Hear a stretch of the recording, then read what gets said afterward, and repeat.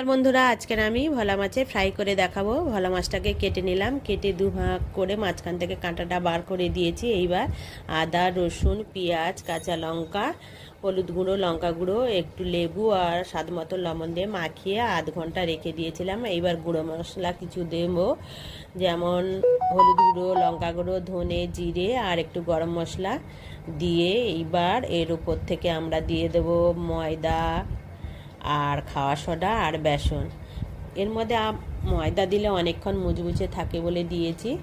এবার গরম করা তেলের মধ্যে দিয়ে দিলাম, দিয়ে ভালো করে ফিটিয়ে নিলাম। ব্যাটারের মধ্যে একটা মাছ চুবিয়ে ভেজে নিচ্ছি। দেখুন কত সুন্দর করে ফুলে উঠেছে।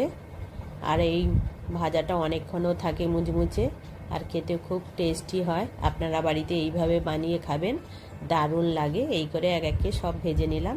দেখুন আমাদের ভাজাটা কত সুন্দর হয়েছে। আর বন্ধুরা